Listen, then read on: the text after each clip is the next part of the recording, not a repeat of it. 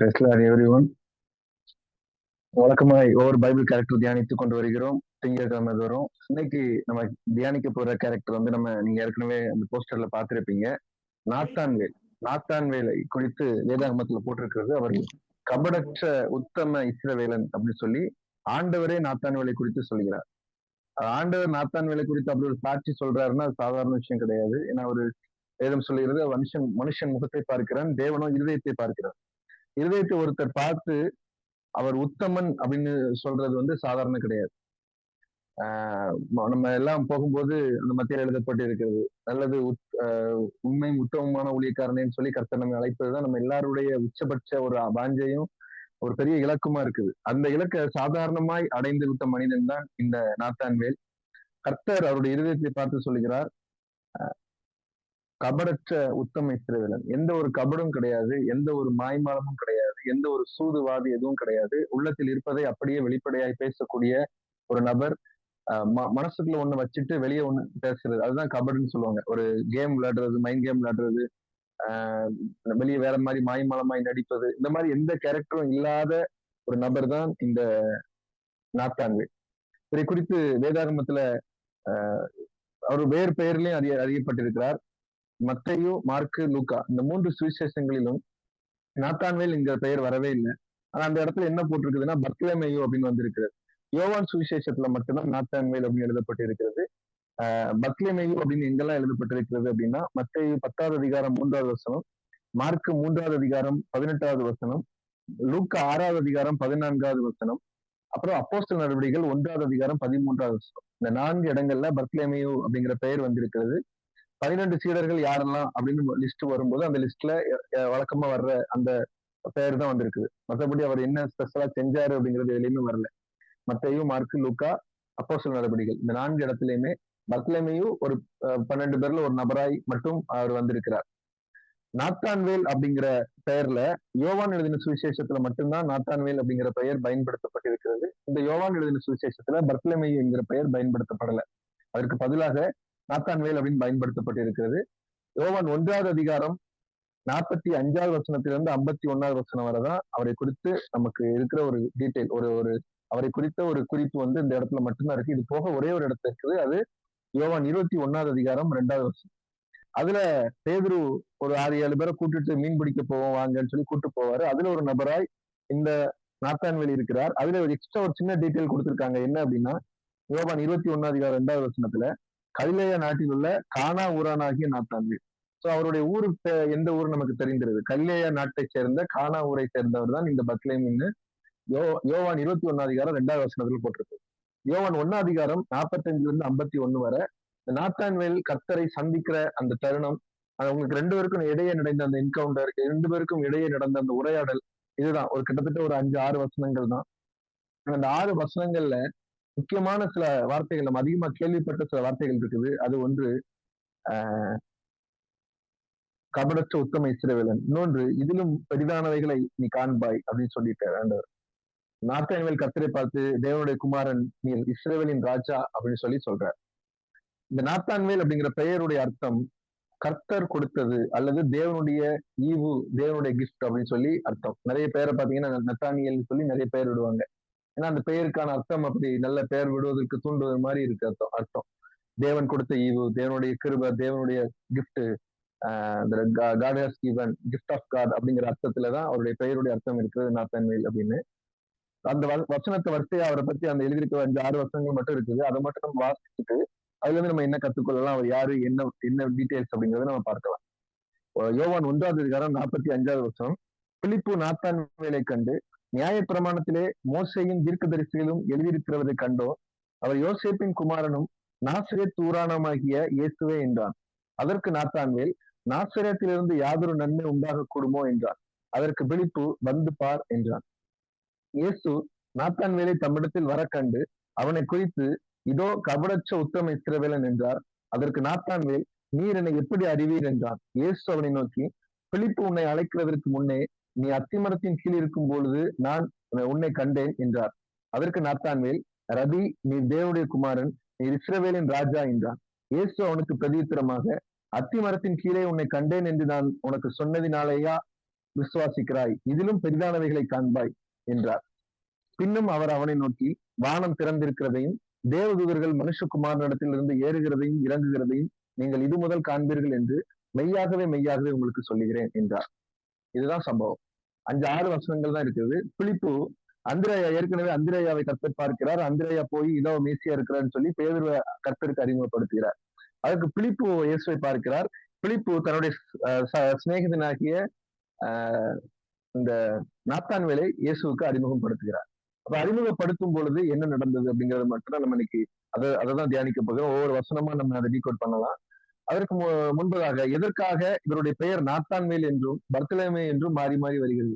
யோவான் எதற்கு பர்த்தலேமேன்னு எழுதல? எதற்காக மத்தேயு, மார்க், லூக்கா அந்த 3 பேரும் நாத்தான்வேல்னு எழுதல அப்படின்னா, பர்த் அப்படின்னா எபிரேய மொழியில குமாரன், சன் அப்படின்னு அர்த்தம். பர்த்தலேமேனா தொலமாய் அப்படிங்கிற ஒருவருடைய மகன் அப்படின்னு சொல்லி அவர்கள் எழுதியிருக்கிறார்கள். பர்த்தலேமையும் என்பது அவருடைய பெயர் கிடையாது, சன் ஆஃப் தொலாமை. செபதேயின் குமாரர் அப்படின்னு எழுதப்பட்டிருக்கிறது யோவான் யாக்கோபை குறித்து. அதே மாதிரி தலாமையின் குமாரர் அப்படின்னு சொல்லி வருகிறது தான் இந்த பர்த்தலாமை. யோவான், யாக்கோபு செபதேயின் குமாரர்கள், பேதுரு, அந்திரேயா, பிலிப்பு, தோமா இவங்க எல்லாம் மீன் பிடிக்க போறாங்க. யோவான் 21 அதிகாரத்துல பாத்தீங்கன்னா, வாருங்கள் மீன் பிடிக்க போவோம்னு சொல்லி இவங்களெல்லாம் கூட்டிட்டு தான் அவரு பேதுரு போறார். இவங்கெல்லாம் ஏற்கனவே மீன் பிடித்து கொண்டிருந்தவர்கள், கர்த்தரால் அழைக்கப்பட்டவர்கள், மீன் பிடிக்கிற தொழிலை சேர்ந்தவர்கள், கிட்டத்தட்ட ஒரே ஏரியாவை சேர்ந்தவங்க. பெத்சாயிதா பட்டணத்தையும் அதனை சுற்றியுள்ள ஊரையும் சேர்ந்தவர்கள், கலிலேயா நாட்டை சேர்ந்தவர்கள். பெத்சாயிதா பட்டணத்தையும் அதை சுற்றியுள்ள சில ஊர்களையும் சேர்ந்தவர். அதை சுற்றி என்னென்ன ஊர்லாம் இருக்குன்னா, நாசரேத் அது பக்கத்துல தான் இருக்குது, கானா அது பக்கத்துல தான் இருக்குது, பெத்சாயிதாவும் கொஞ்சம் பக்கத்துல தான் இருக்குது. இதெல்லாம் பக்கத்துல இருக்கிற ஊரு. இவங்க எல்லாம் ஏற்கனவே அறிமுகமானவர்கள், மீனவர்கள், ஒருவருக்கொருவர் ஏற்கனவே தெரிந்தவர்கள். ஆனா மத்தேயு எந்த ஊரை சேர்ந்தவர் என்றால் அவர் கப்பர்நகூமை சேர்ந்தவர். மார்க்கு எந்த ஊரை சேர்ந்தவர் என்றால் அவர் திரேனே பட்டணத்தை சேர்ந்தவர். அது வேற தள்ளி இருக்கிற பெரிய பட்டணம். லூக்கா எந்த ஊரை சேர்ந்தவர் என்றால் அவர் லூக்கா வந்து புறஜாதியார், அவர் யூதரே இல்லாதவர். அவரு சிரியா தேசத்தில் உள்ள அந்தியோகியா பட்டணத்தை சேர்ந்தவர். அப்படி சிரியா தேசத்தில் உள்ள அந்தியோகியா பட்டணத்தை சேர்ந்த லூக்கா எழுதும் பொழுது பர்த்தலாமை, தொலாமையோட குமாரன் என்று எழுதுகிறார். திரேனே பட்டணத்தை சேர்ந்த மார்க்கு எழுதும் பொழுது பர்த்தலாமை அப்படிங்கிறார், தொலாமையுடைய குமாரன் என்று எழுதுகிறார். கப்பர்நகூமை சேர்ந்த மத்தேயு எழுதும்போது பர்த்தலாமை அப்படின்னு எழுதுகிறார், தொலாமையோட குமாரன் என்று எழுதுகிறார்.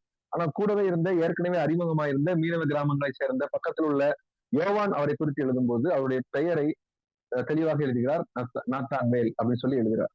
ஏற்கனவே அறிமுகமாயிருந்ததால் அவருடைய துல்லியமான பெயரை இவர்கள் அடிக்கடி பயன்படுத்தி கொண்டு வந்த பெயரை அவர்கள் எழுதியிருக்கலாம். அதுக்கான சாத்தியக்கூறு நிறைய இருக்குது. அதனால அந்த பெயரை அவர் பயன்படுத்தி இருக்கலாம். மற்ற இடங்கள்ல பயன்படுத்தப்பட்டது அவருடைய பெயர் அல்ல. பர் அப்படின்னு வந்தாலே யாருடைய குமாரன் அப்படிங்கிறது அர்த்தம். அதற்கு பிறகு வருகிறது அந்த குமாரன் அப்படின்னு அர்த்தம். யூதாஸ் காரியத்தும் அப்படிதான். இஸ் அப்படின்னா இதுல இருந்து வந்த மனுஷன் அப்படின்னு அர்த்தம்.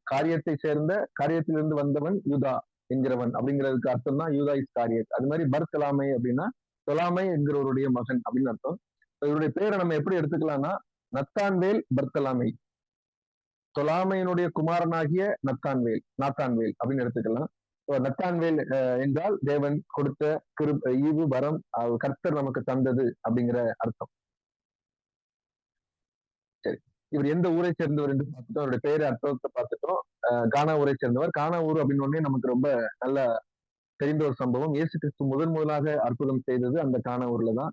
கானா ஊர்ல தண்ணீரை கர்த்தர் திராட்சரசமாய் மாற்றி ஒரு பெரிய ஒரு அற்புதத்தை செஞ்சு அதுல இருந்தா அவருடைய அற்புதம் ஸ்டார்ட் ஆகுது. இயேசு நாசரேத்துல இருந்தார், பக்கத்துல கானா ஊர் இருந்தது, பக்கத்துல அவர் அழைக்கப்பட்டிருந்தார், அங்க போயிருந்தார். கிட்டத்தட்ட சில மைல்கள் தூரம் தான், வாக்கபிள் டிஸ்டன்ஸ் தான் சொல்றாங்க. ஒரு ஊர்களுக்கும் நடந்து போகிற, அந்த காலத்துல பெரும்பான்மையான ஊர்களுக்கு நடந்தா போனாங்க. ஆனா இது ரொம்ப சில மைல்கள் தூரம் தான் இருக்குது அப்படின்னு சொல்றாங்க. பெத்சாயிதா, கானா ஊரு, நாசரேத்து இதெல்லாம். அப்போ அப்படி பக்கத்து ஊரை சேர்ந்தவர் தான் இந்த நாத்தான்வேல். சரி, இப்போ யோவான் 1ஆம் அதிகாரத்துக்கு வந்துருவோம். இதுல என்னென்ன ஒவ்வொரு வசனங்களா தியானிப்போம். முதல்ல பிலிப்பு என்பவன் அந்திரேயா, பேதுரு என்பவருடைய ஊராகிய பெத்சாயிதா பட்டணத்தான். பிலிப்புவுக்கும் பெத்சாயிதா தான் 44ஆம் வசனத்துல போட்டிருக்கு. அந்திரேயா பேதுருவுக்கும் பெத்சாயிதா 45ஆம் வசனத்துல போட்டிருக்கு. பிலிப்பு நாத்தான்வேலை கண்டு, நியாயப்பிரமாணத்திலே மோசேயும் தீர்க்கதரிசிகளும் எழுதியிருக்கிறவரை கண்டோம், அவர் யோசேப்பின் குமாரனும் நாசரேத் ஊரானுமாகிய இயேசுவே என்றான். அதற்கு நாத்தான்வேல், நாசரேத்திலிருந்து யாதொரு நன்மை உண்டாக கூடுமோ என்றான். அதற்கு பிலிப்பு வந்து பார் என்றான். முதல்ல பிலிப்பு இயேசுவை மேசியாவை நாங்கள் மேசியாவை கண்டோம்னு சொல்றாரு. அதுக்கு முந்தி அந்திரேயா பாத்தீங்கன்னா 41வது வசனத்துல சகோதரனாகிய சீமோனை கண்டு மேசியாவை கண்டோம் என்று சொன்னார். மேசியா அப்படின்னா கிறிஸ்து அப்படின்னு அர்த்தம். சோ எல்லாரும் வரப்போகிற மேசியாவுக்காக எல்லாரும் காத்து கொண்டிருக்கிறார்கள். யூதர்கள் எல்லாரும் ஒரு மேசியா வருவாரு, நம்மை விடுவிப்பார், நமக்கு ரட்சிப்பை ஏற்படுத்துவார் சொல்லி காத்து கொண்டிருக்கிறார்கள். அப்ப எல்லாருமே காத்து கொண்டிருக்கும் போது மேசியாவை கண்டோம்னு அவங்க ஆர்வமா வந்து சொல்றாங்க. பிலிப்பு ஆஹ் நாத்தான்வேல்ட்ட வந்து சொல்லும் போது நாத்தான்வேல் அதற்காகத்தான் காத்து கொண்டிருக்கிறார், மேசியாவுக்காக தான் காத்து கொண்டிருக்கிறார். அதனாலதான் அவசரமா ஆர்வமா ஓடி வருது. நியாயப்பிரமாணத்திலே மோசையும் தீர்க்கதரிசிகளும் எழுதியிருக்காங்களே அந்த மேசியா, அதை கண்டோன்னு சொல்லிட்டு அதுக்கு அடுத்து அவர் சொல்ற வார்த்தை தான் ரொம்ப கன்ஃபியூசிங்கா இருக்கு, ரொம்ப குழப்புகிற விதமா இருக்கிறது. என்ன வார்த்தைன்னா, அவர் யோசேப்பின் குமாரனும் நாசரேத் ஊரானுமாகிய இயேசுவே அப்படின்னு சொல்றாரு. யோசேப்பின் குமாரன், மேபி இந்த வசனத்தை பார்க்கும் பொழுது தோன்ற ஒரு விஷயம் என்னன்னா, இயேசுதான் மேசியா அப்படின்னு சொன்னா இயேசுவை குறித்து ஒருவேளை இவர்கள் ஏற்கனவே கேள்விப்பட்டிருக்கலாம். இயேசுன்னு ஒருத்தர் இருக்காரு அப்படின்னு சொல்லி அந்த பக்கத்து ஊருங்கிறதுனால இவங்க கேள்விப்பட்டிருக்கலாம். நமக்கு தெரிஞ்ச ஒருத்தர் இருந்தார்லப்பா இயேசுன்னு ஒருத்தர், இவர் தான்ப்பா மேசியா, இவர் தான் மேசியாவா இருந்திருக்காரு, நமக்கு இவ்வளவு தெரியாம இருந்திருக்கு. அந்த டைம்ல கூட அவர் சொல்லியிருக்கலாம், இயேசுதான் மேசியா, யோசேப்பின் குமாரன், யோசேப்பு நமக்கு தெரியும், அவருடைய குமாரன் நமக்கு தெரியும், நாசிரியத்துக்காரரு, இவர் தான் இந்த இயேசுதான் மேசியா அப்படின்னு சொல்லிட்டு இவர் அறிமுகப்படுத்தும் பொழுது இவர் குழம்புகிறார். அந்த குழப்பத்திற்கு என்ன காரணம் அப்படிங்கிறத பாத்துடலாம். அது 46 வசனத்தை போட்டிருக்கு. அதற்கு நாத்தான்வேல், நாசிரியத்தில் இருந்து யாதொரு நன்மை உண்டாக கூடுமோ? நாசிரியத்துல இருந்து எப்படி ஒரு மேசியா வர முடியும்? நன்மை, பெரிய நன்மை, உலகத்திற்கே நன்மை, சாதாரண நன்மை கிடையாது. ஒட்டுமொத்த உலகத்தின் பாவத்தை போக்கக்கூடிய தேவ ஆட்டுக்குட்டியாகிய மேசியா வெளிப்படுகிறார். தேவனே மாம்சத்தில் வெளிப்படுகிறார் என்பது சாதாரண விஷயம் கிடையாது. அது எப்படி நாசிரியத்துல இருந்து வருவாரு அப்படின்னு சொல்லி ஒரு குழப்பத்தை, சந்தேகத்தை ஓப்பனா கேட்டுறாரு. அதுதான் அவருடைய பிளஸ்ஸே. அவர் மனசுல ஒண்ணு வச்சுட்டு வெளியே ஒண்ணு பேசுறது கிடையாது, கபடே இல்லாதவர். மனசுல தோணுனே டக்குன்னு கேட்டுறாரு.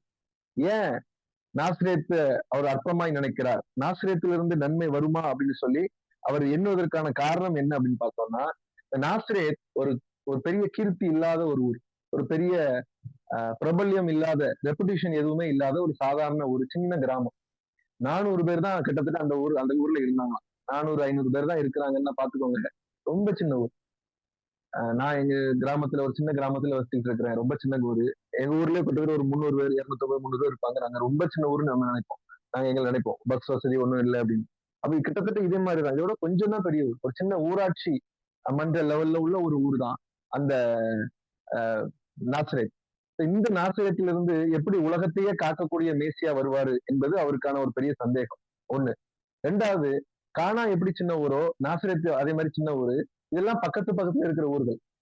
இப்ப இந்த காலத்துல எல்லாம் பாத்தீங்கன்னா ஒரு பெரிய சிட்டிக்கு பக்கத்துல குட்டி குட்டி ஊர் இருக்கும், அவங்களுக்குள்ள போட்டிகள் இருக்கும், விளையாட்டு போட்டிகள் நடத்துவாங்க. அவங்களோட நம்ம ஊர்ல திருவிழா பெருசா நடத்தும்னு நினைப்பாங்க. ஒருவருக்கு ஒரு ரிவல்ரின்னு சொல்லுவாங்க, ஒருவருக்கு ஒருவர் ஒரு சின்ன போட்டி மனப்பான்மை இருக்கும். அப்போ இந்த நாத்தான்வேலுக்கு இந்த நாசிரத்துல இருந்து எப்படி பக்கத்துல இருக்குது, இந்த ஊரு நம்ம ஊர்ல இருந்து வராம அந்த ஊர்ல இருந்து எப்படி வரும் அப்படிங்கிற எண்ணம் ஒண்ணு, ரொம்ப சின்ன ஊரு அப்படிங்கிற ஒரு எண்ணம் ஒண்ணு. இன்னொன்னு, இந்த நாசிரியத்தை குறித்து வேதாகமத்தில் எழுதப்பட்டிருக்கிறது பாத்தீங்கன்னா, விசுவாசமே இல்லாத மக்கள் நாசிரியத்தை சேர்ந்தவர்கள், அவர்களுக்கு எந்த விதத்திலும் விசுவாசமே கிடையாது. அதுக்கு ஒரு சில வசனங்கள் இருக்குது, நம்ம அதை வாசிக்கலாம். மத்திய 13வது அதிகாரம் 54வது வசனத்தில் எழுதப்பட்டிருக்கிறது.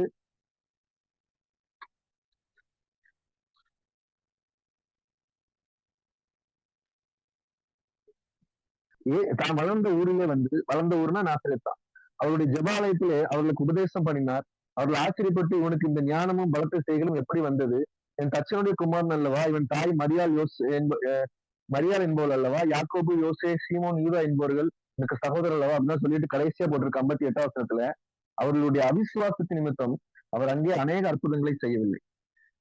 நாசிரியத்துல போய் பார்த்தா அவிசுவாசத்து நிமித்தம் நாசிரியத்துல அற்புதமே செய்ய முடியல. மார்க் 6வது அதிகாரம் 1வது வசனத்துல பாத்தீங்கன்னா, அவர் அவ்விடம் விட்டு புறப்பட்டு தாம் வளர்ந்த ஊருக்கு வந்தார். வளர்ந்த ஊர் நாசிரியத். அவருடைய சீசரும் அவருடைய கூட இருந்தார்கள். 6வது வசனத்துல போட்டிருக்கு, அவர்களுடைய அவிசுவாசத்தை குறித்து ஆச்சரியப்பட்டு கிராமங்களிலே சுற்றி திரிந்து உபதேசப்படுகிறார். மற்றதுல போட்டிருக்குது அவிசுவாசத்தினால எந்த அற்புதமும் செய்ய முடியலன்னு. மார்க்ல போட்டிருக்கு அந்த அவிசுவாசத்தை குறித்து கர்த்தரே ஆச்சரியப்படுகிறார். ஆண்டவரையே ஆச்சரியப்படுத்துற அளவுக்கு அந்த ஊர் மக்கள் அவிசுவாசத்துல நிறைந்தவர்களா இருந்தார்கள். லூக்கா 4வது அதிகாரம் 16வது வசனத்துல போட்டிருக்குது, தாம் வளர்ந்த ஊராகிய நாசிரியத்துக்கு அவர் வந்து தம்முடைய வழக்கத்தின்படியே ஓய்வு நாளில் ஜெபாலயத்துல பிரவேசித்து வாசிக்க எழுந்து நின்றார்.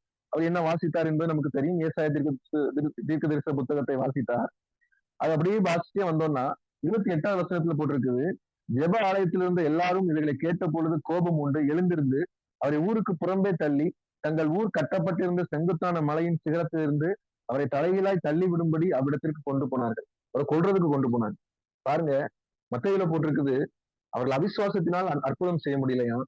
மார்க்ல போட்டிருக்கிறது அவருடைய அவிசுவாசம் கர்த்தரை ஆச்சரியப்படுத்தியது.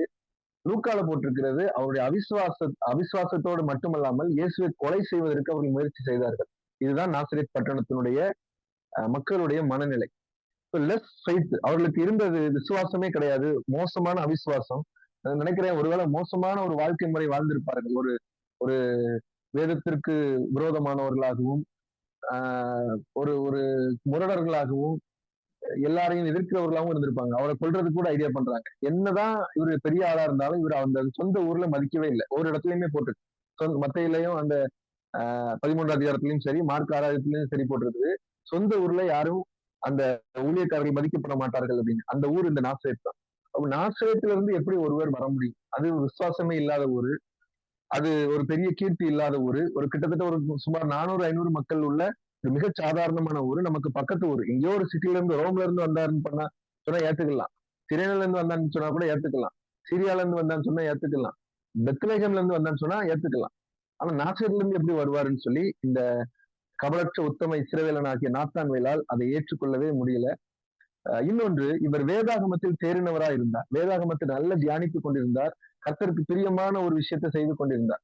வேதாகமத்தில் தியானிக்கும் பொழுது ஒரு வசனம் எழுதப்பட்டிருக்கிறது, மீகா 5வது அதிகாரம் 2வது வசனத்துல, எப்ராயா என்னப்பட்ட பெத்லகேமே உன்னிடத்திலிருந்து, எடுத்து வாசிடுறேன், மீகா 5:2, எப்ராயா என்னப்பட்ட பெத்லகேமே நீ யூதேயாவில் உள்ள ஆயிரங்களுக்குள்ளே சிறியதா இருந்தும் இஸ்ரவேலை ஆளப்போகிறவர் உன்னிடத்திலிருந்து புறப்பட்டு என்னிடத்தில் வருவார். அவருடைய புறப்படுதல் அனாதி நாட்களாகிய பூர்வத்தினுடைய. இஸ்ரவேலை ஆளப்போகிறவர் பெத்லகேம்ல தான் பிறப்பாருன்னு சொல்லி தீர்க்க தரிசனமா ஏற்கனவே எழுதப்பட்டிருந்தது. இயேசு கிறிஸ்துவ பெத்லகேம்ல தான் பிறந்தாரு. ஆனா பிலிப்பு இயேசுவை நாத்தான்வேலுக்கு அறிமுகப்படுத்தும் பொழுது இவர் பெத்லகேம்ல பிறந்தாருன்னு சொல்லு. நாசரேத்துல இருந்து ஒருத்தர் வந்திருக்காரு, யோசேப்புடைய குமாரன். சோ தேவகுமாரன் மேசியாவாக வருவார் என்று எதிர்பார்த்து கொண்டிருந்த நாத்தான்வேலுக்கு, பெத்லகேமில் இருந்து ஒருவர் உலகத்தை மீட்க வருவார் என்று எதிர்பார்த்து கொண்டிருந்த நாத்தான்வேலுக்கு இதெல்லாம் ஒரு பெரிய அதிருப்தியை ஏற்படுத்தியது. எப்படி நாசரேத்துல இருந்து வருவாரு அப்படின்னு சொல்லி அவர் ஓப்பனா வெளியே சொல்லிடுறாரு. நாசரேத்துல இருந்து யாதொரு நன்மையும் உண்டாக கூடுமோ? வேதாகமத்தின் படி பார்த்தா பெத்லகேம்ல இருந்து வரணும். ஆனா பிறந்தது இயேசு பெத்லகேம்ல பிறந்தாரு, அவர் வளர்ந்ததுதான் நாசரேத்து. இந்த விவரங்கள் தெரியாம அவருடைய சொல்றாரு. சொன்ன உடனே பிலிப்பு சொல்றாரு, வந்து பார் அப்படிங்கிறார். இது ரொம்ப முக்கியமான ஒரு விஷயம். சில விஷயங்களை வந்து பார்த்தால்தான் தெரியும். வெளியே இருந்து பார்க்கும் பொழுது சாரி வெளியே இருந்து பார்க்கும்போது சில குழப்பங்கள் இருக்கும். யாரிடத்திலும் எந்த ஒரு விஷயத்தையும் விளக்கத்தை வந்து பார்த்தால் தான் தெரியும். பிலிப்பு சொல்றாரு, வந்து பார் அப்படிங்கிறாரு. இயேசு நாத்தான் 47வது வசனத்துல போட்டிருக்கு, யோவான் 1வது அதிகாரம். நாத்தான்வேல் தம்மிடத்தில் வரக்கண்டு அவனை குறித்து சொல்கிறார், இதோ கபடற்ற உத்தம இஸ்ரவேலன். ஒரு உத்தம இருதயுடைய ஒரு இஸ்ரவேலன், வேதாகமத்தை தியானிக்கக்கூடிய மனுஷன், மேசியா வர காத்திருக்கக்கூடிய ஒரு மனுஷன் அப்படின்னு சொல்லி கர்த்தர் சாட்சி கொடுக்கிறார். இந்த வசனம் ரொம்ப ரொம்ப முக்கியமான ஒரு வசனம். கர்த்தர் நம்முடைய வெளி தோற்றத்தை அல்ல, நம்முடைய இருதயத்தை பார்க்கிறார். அவர் முதல்ல நம்மளை மீட் பண்ணும் போதே பார்க்கிறார் நம்முடைய இருதயம் எப்படிப்பட்டதா இருக்கிறது, என்ன கண்ணோட்டத்தில் நாம் அவரை பார்க்கிறோம், அவரு என்ன தேடுதலோடு என்ன தாகத்தோடு அவர்கிட்ட நம்ம வர்றோம் அப்படிங்கிறத பார்க்கிறார். ஒரு மோசமான நெகட்டிவ் ஸ்டேட்மெண்ட் இவர் கொடுத்திருந்தா கூட அவருடைய இருதயம் உத்தமமா இருக்கிறது என்பதை கர்த்தர் பார்க்கிறார். வெளியிருந்து பார்த்தா என்ன இவன் ஒரு மாதிரி வம்புழுக்கிற மாதிரி பேசிட்டு போறானே அப்படின்னு சொல்லி நினைக்கலாம். நாசரேத்துல இருந்து நன்மை உண்டாகக்கூடுமோன்னு யாரும் சொல்லாத ஒரு வார்த்தையை சொல்றானே. பேதுரு ஏற்றுக்கொண்டார், அந்திரேயா ஏற்றுக்கொண்டார், பிலிப்பு ஏற்றுக்கொண்டார், எல்லாரும் உடனே சரின்னு கன்வின்ஸ் ஆகி வராங்க. ஆனா இவர் மட்டும் எப்படி சொல்றாருன்னு எல்லாரும் நினைக்கிறாங்க. ஆனா ஆண்டவருடைய இருதயத்தை பார்க்கிறார். இந்த இடத்துல எந்த கபடும் இல்லை, உள்ளத்துல ஒண்ணு வச்சுட்டு வெளியே வந்து பேசுறவர் அல்ல, ஓப்பனா சொல்லிட்டாரு அப்படி சொல்லி அந்த வார்த்தையை கர்த்தர் சொல்லுகிறார். இந்த வார்த்தை தான் ஒரு 5-6 வசனங்களில் மட்டுமே குறிப்பிடப்பட்டிருந்தாலும் இந்த நாத்தான்வேலை சிறப்பாக்குவதும், நாத்தான்வேல் அல்லது நத்தானியல் அநேகர் பெயர் விடுவதற்கு முக்கியமான காரணம் இந்த ஒரு வார்த்தை தான். வார்த்தை அவருடைய எல்லா கேரக்டரையும் நமக்கு வெளிப்படுத்தி காட்டிடுது. அவர் எல்லாத்தோட எப்படி ஸ்பெஷலா இருந்தாருன்னு சொல்லி காட்டிடுது. அப்படிப்பட்ட ஒரு பெரிய வார்த்தை தேவனுடைய வாயிலிருந்து வருகிற ஒரு வார்த்தை. அப்படி சொல்றாரு. அதற்கு நாத்தான்வேல், நீர் என்னை எப்படி அறிவீர் என்றார். அவர் நாத்தான்வேல் ஏற்றுக்கிறாரு. நான் கபடற்ற உத்தம இஸ்ரவேலன். அப்படி ஆமா, அது எப்படி உமக்கு தெரியும் அவருக்கு அவரை பத்தி தெரிஞ்சிருக்குது. ஆமா, நம்ம கபடற்ற உத்தம இஸ்ரவேலன் தான் அப்படின்னு. இயேசு அவனை நோக்கி சொல்கிறாரு, பிலிப்பு உன்னை அழைக்கிறதுக்கு முன்னே நீ அத்தி மரத்தின் கீழே இருக்கும்போது உன்னை கண்டேன். பிலிப்பு உன்னை பார்க்கறதுக்கு முன்னாடி அத்தி மரத்துக்கு கீழே இருந்த அப்பவுமே நான் உன்னை பார்த்துட்டேன்னு சொல்றேன். எபிரேய கலாச்சாரத்தின்படி, அந்த யூத அந்த ரபாய் அந்த கலாச்சாரத்தின்படி அத்திமரத்தின் கீழ் இருப்பது என்பது வேதாகமத்தை தியானம் செய்வது. இதை ஒரு சேர எல்லா அந்த வல்லுநர்களும் அதை ஏற்றுக்கொள்கிறார். அத்திமரத்தின் கீழ் இருந்துதான் அவர்கள் வேதாகமத்தை தியானிப்பார்கள். கர்த்தர் சம்பந்தமான விஷயங்களை, தேவன் சம்பந்தமாய் வேதம் சம்பந்தமான விஷயங்களை அவர்கள் அங்க வச்சு செய்வாங்க. மீகா 4:4, சகரியா 3:10 அத்திமரத்தின் கீழே திராட்சை தோட்டத்தின் கீழே வர பண்ணுவேன் கர்த்தர் சொல்கிறார். அப்ப அத்திமரம் என்பது வேதாகமத்தை தியானிப்பதற்கான இடமாக அன்று அவர்களுக்கு இருந்திருந்தது. அப்ப அத்தி மரத்தின் கீழே இருந்து நீ வேதாகமத்தை தியானித்துக் கொண்டிருந்தாயே, மேசியா வர காத்து கொண்டிருந்தாயே, அப்பொழுது நான் உன்னை கண்டேன் அப்படிங்கிறாரு. இது பயங்கரமா ஷாக் ஆயிருச்சு இந்த நாத்தான்வேலுக்கு. ரதி, நீ தேவனுடைய குமாரன், இஸ்ரவேலின் ராஜா என்றான். எனக்கு இந்த வார்த்தையை சொல்லும் போது ரொம்ப ஒரு மாதிரி ஒரு ஷாக் ஆகுது. என்னன்னா, அத்திமரத்தின் கீழே இருக்கும்போது உனக்கு கண்டேன் ஆண்டு சொன்ன உடனே எப்படி உடனே ரதி நீ தேவனுடைய குமாரன், நீ இஸ்ரவேலின் ராஜான்னு சொல்லணும்? அங்க வச்சு நான் உன்னை பார்த்தேங்கிறதுக்கு நிறைய அர்த்தங்கள் இருக்குது. அது எப்படி அவ்வளவு குயிக்கா இவர் ரியாக்ட் பண்றாரு அப்படின்னா, இவர் அத்தி மரத்தின் கீழே இருந்து வேதாகமத்தை தியானித்துக் கொண்டிருந்தது மேசியாவை குறித்து தான், வரப்போகிற மேசியாவை குறித்து, தேவனை குறித்து, எப்போ வருவாரு என்ன அப்படிங்கிறத பார்த்துக்கிட்டு இருந்தாரு. மேசியாவே எங்க இருக்கீங்க, நான் உன்னை பார்க்கணுமே அப்படின்னு சொல்லிட்டு இருக்கும்போது இவர் சொல்றாரு, நான் அங்க வச்சு நான் தான் உன்னை பார்த்தேன், நீ என்னை பார்க்கணும்னு தேடிட்டு இருந்தியே, உன்னை நான் பார்த்து கொண்டிருந்தேன் அப்படின்னு சொல்றாரு. நம்மளும் கர்த்தரை எப்படியாவது பார்த்துடலான்னு நம்ம தேடிக்கிட்டு இருப்போம், கர்த்தர் நம்மை பார்த்து கொண்டிருப்பார். சகேவு அப்படிதான், கர்த்தரை பார்த்துட முடியாதான்னு நினைச்சாரு. ஆனா இந்த கர்த்தர் அவனை பார்த்து கொண்டிருந்தார். ஆண்டவருக்கு உண்மையா வாழ்ந்துட முடியாதா, ஆண்டவருக்கு பிரியமாய் ஒரு வாழ்க்கை வாழ்ந்துட முடியாதா, எப்படியாவது பரலோகத்துக்கு போயிட முடியாதா, நம்ம ஒரு வாழ்க்கை சாட்சியுள்ள வாழ்க்கை வாழ்ந்துட முடியாதான்னு நம்ம நினைக்கும் பொழுது அவர் சொல்லுகிறாரு, நீ வீட்டுல தனியா உட்கார்ந்து ஜெபம் பண்ணிட்டு இருந்தியே, அப்பவுமே நான் உன்னை பார்த்தேன் அப்படின்னு. அதனுடைய அர்த்தம், அந்த அர்த்தம் எப்படி பூரணப்படுதுன்னா அதுக்கு அடுத்த வசனத்தின் மூலமாக தான். ரதி, நீ தேவனுடைய குமாரன், நான் தேவனுடைய குமாரனைத்தான் பார்த்து கொண்டிருந்தேன், நீர் என்னை அப்பொழுது பார்த்திருந்தால் நீர் தான் தேவனுடைய குமாரன். நான் இஸ்ரவேலின் ராஜாவைத்தான் பார்த்து கொண்டிருந்தேன், நீர் என்னை அப்பொழுது கண்டீர் என்றால் நீர் தான் தேவனுடைய இஸ்ரவேலினுடைய ராஜா. உடனே கன்ஃபஸ் பண்றாரு, உடனே அறிக்கை எடுக்கிறார். நான் உண்மை குறித்து தியானித்துக் கொண்டிருக்கும் பொழுது நீர் என்னை பார்த்தீர் நீர் தான் நான் தியானிக்கப்பட்ட அந்த தியானித்த மனுஷன் நீர் தான் அப்படின்னு சொல்றாரு. தேவனுடைய குமாரன் அப்படின்னு உடனே அறிக்கையிடுவதெல்லாம் பெரிய வெளிப்பாடு. முதல் தடவை பார்க்கும் போதே அறிக்கையிடுவது. பேதுரு எத்தனையோ ரொம்ப நாளுக்கு பிறகு அதை சொல்கிறார். ஃபர்ஸ்ட் மீட் பண்ண உடனே சொல்றாரு. அந்த அளவுக்கு அவர் வேதத்தில் தியானமாகவும் அந்த கர்த்தருடைய வருகையை எதிர்பார்த்தவராகவும் இருந்திருக்கிறார். உன்னை இயேசு அவனுக்கு பெருத்திரமா சொல்றாரு, அத்தி மரத்தின் கீழே உன்னை கண்டேன் என்று நான் உனக்கு சொன்னதினாலயா விசுவாசிக்கிறாய்? அத்தி மரத்தின் கீழே உன்னை பார்த்தேன்னு சொன்னதுனாலயா விசுவாசிக்கிற? இதோட ஒண்ணு பெருசா ஒண்ணு சொல்றேன் பாரு அப்படின்னு சொல்றாரு. அது என்ன அப்படின்னா, இதிலும் பெரிதானவைகளை காண்பாய் அப்படின்னு சொல்லிட்டு, தமிழ் பைபிள்ல கொஞ்சம் டிஃபரெண்டா இருக்கு, ஆனா மற்ற மொழிபெயர்கள்ல போட்டிருக்குது.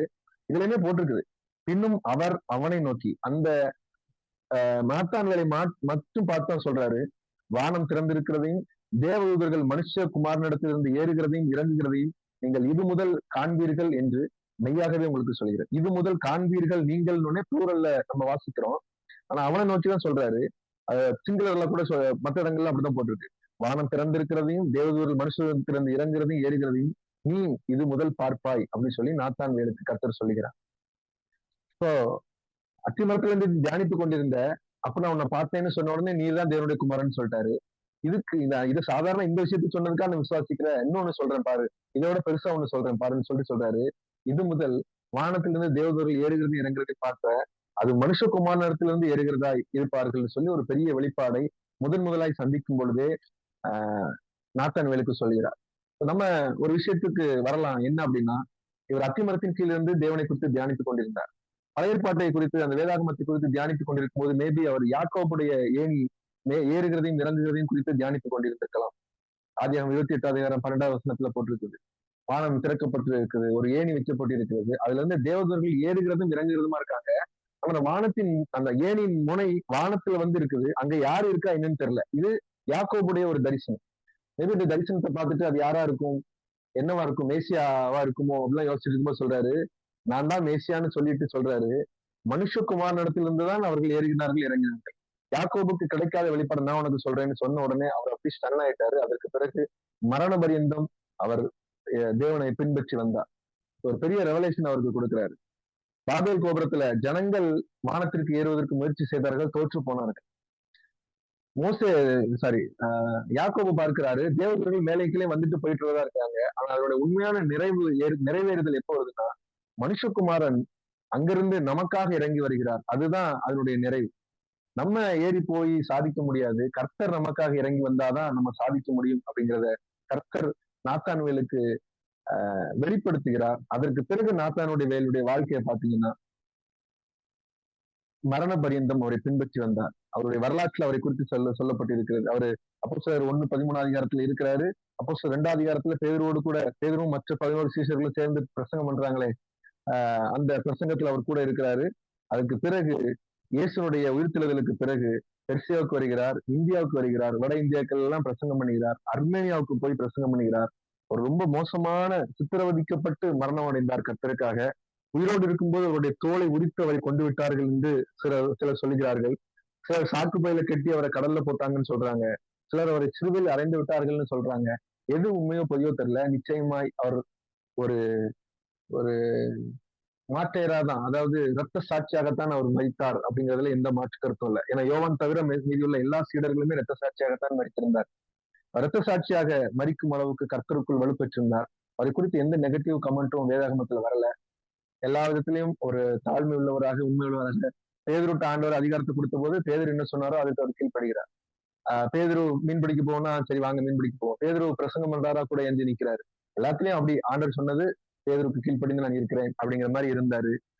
பேதுரு எத்தனையோ நாளுக்கு பிறகு தேவனுடைய குமாரன் சொன்னதை நாத்தான்வேல் முதல் நாளிலே கர்த்தரை பார்க்கும் போதே சொன்னார் என்றால் அவர் எவ்வளவு தேவன் மேல் பற்றுதலா இருந்திருக்கிறார், தேவனை தியானித்திருக்கிறார் என்பதை நம்ம புரிந்து கொள்ள முடியும். இதுல இருந்து நிறைய விஷயங்களை நம்ம கற்றுக்கொள்ள முடியும். உண்மையும் உத்தமமாய் இருக்கும் பொழுது கர்த்தர் தம்மை நமக்கு வெளிப்படுத்துகிறார். கொர்நேலியுவுக்கு அப்படிதான் வெளிப்படுத்தினார். யாரெல்லாம் உண்மையா இருக்கிறார்களோ, உத்தமமா இருக்கிறார்களோ அவர்களுக்கு கர்த்தர் பெரிய பெரிய வெளிப்பாடை கொடுக்கிறார். இந்த நமக்கு குறிப்பிட்ட நேரத்துக்குள்ள முடிக்க வேண்டும் என்பதற்காக முடிக்கிறேன். ஆனா அந்த கடைசி வசனம், மனுஷகுமாரனிடத்திலிருந்து தேவர்கள் ஏறுகிறதும் இறங்குகிறதும் என்பது பெரிய சத்தியம். ரோமர் 10 அதிகாரத்தில் அதை குறித்து எழுதப்பட்டிருக்கிறது. தேவனிடத்துல இருந்து ஏறுகிறவர் இறங்குகிறவர் ஒருவர் மட்டும்தான். அவர் தான் மத்தியஸ்தரா இருக்கிறார், அவர் தான் கனெக்ஷனா இருக்கிறார் பரலோகத்துக்கும் பூமி. அதை குறித்து ஃபர்ஸ்ட் மீட் பண்ணும்போதே வெளிப்படுத்துகிறார் என்றால் அவருடைய கெப்பாசிட்டி அவ்வளவு இருந்திருக்கு, அந்த நாத்தான்வேலுடைய கெப்பாசிட்டி. அப்போ சின்சியரிட்டி, ஹானஸ்டி ரொம்ப முக்கியம். உத்தமனாய் அவர் இருந்திருக்கிறார். அத்திமரத்தின் கீழ் இருந்ததுனால் அவர் வேதத்தை தியானிக்கிறவர் என்று நம்ம எடுத்துக்கொள்ளலாம். தேவனுடைய குமாரன் என்று உடனே சொல்லியிருக்கிறாரு. அப்ப வேதாகமத்தில் அவர் வல்லவனாக இருந்திருக்கிறார். நம்ம வேதாகமத்தில் எவ்வளவு தியானிக்கிறோமோ கர்த்தர் அவ்வளவு நமக்கு தம்மை வெளிப்படுத்துவார். கர்த்தர் நம்முடைய உள்ளத்தை பார்க்கிறவர். நம்முடைய வார்த்தைகளையோ நம்முடைய புற தோற்றத்தையோ மட்டுமல்லாமல், நம்முடைய புறத்தோற்றத்தை அவர் கவனிக்கிறதே இல்லை, நம்ம வார்த்தைகளை மட்டும் இல்லாமல் நம்முடைய இருதயத்தை கவனிக்கிறவர். மாய்மலம் இல்லாமல் இருக்கிறவர்களை கர்த்தர் பார்க்கிறார், அவர்களை ஆசீர்வதிக்கிறார். நல்ல சிநேகிதர்கள் நமக்கு தேவை. பிலிப்பு மாதிரிப்பட்ட சிநேகிதர்களால் இயேசுவை அறிமுகப்படுத்த முடிந்தது. அதன் மூலம் அவருடைய வாழ்க்கையை தலைகளாய் மாறியது. நமக்கு தேவனுக்கு பிரியமான நல்ல சிநேகிதர்கள் தேவை. கர்த்தர் ஒரு விஷயத்தை நம்ம இடத்துல வெளிப்படுத்த பேச முற்படும் பொழுது அதுக்கு குயிக் ரியாக்ட் பண்ண வேண்டும். உடனே ரியாக்ஷன் கொடுக்காரு. ஆமா நீ தேவனுடைய குமாரன் தான், நீர் இஸ்ரவேலின் ராஜா அப்படிங்கிறாரு. கர்த்தர் நம்மோடு இடைப்படும் போது, கர்த்தர் நம்மோடு பேச விரும்பும்போது, கர்த்தர் நம்ம இடத்துல ஏதாவது ஒண்ணு சொல்ல விரும்பும் போது நம்ம உடனே குயிக் ரியாக்ட் பண்ணும் பொழுது அத கர்த்தர் ரசிப்பாரு. இன்னும் நிறைய விஷயங்களை நமக்கு வெளிப்படுத்தி கொடுப்பார். நாத்தான்வேல்ட்ட இருந்து இந்த விஷயங்கள்லாம் நம்ம இன்னொரு முக்கியமான விஷயத்தை கற்றுக்கொள்ள வேண்டியிருக்கிறது. நம்ம எந்த ஊரையும் எந்த நபரையும் அற்பமாக எண்ணக்கூடாது. இந்த ஊர்ல இருந்து தான் இவங்க வருவாங்களா, இதெல்லாம் ஒரு ஊரு, இங்க இருந்து ஆள் வருவாங்களா, இதெல்லாம் ஒரு ஆளு, யோசேப்புலாம் ஒரு ஆளு, அவருடைய குமாரன் மேசியாவா அப்படிங்கிற அந்த மாதிரிப்பட்ட எண்ணம் எப்பொழுதும் இருக்கக்கூடாது. எந்த ஜாதியில இருந்தும், எந்த மதத்திலிருந்தும், எந்த ஊரில் இருந்தும், எந்த குடும்ப சூழ்நிலையிலிருந்தும் கர்த்தர் ஒருவனை நினைத்தால் உயர்த்த முடியும். எவரையும் பலப்படுத்தவும் மேன்மைப்படுத்தவும் கர்த்தரால் ஆகும். நாத்தான்வேல்ட்ட இருந்து விஷயத்தை கற்றுக்கொண்டிருக்கிறோம். ஜெபிக்கலாம். ஆமென். தேங்க்யூ. God plus.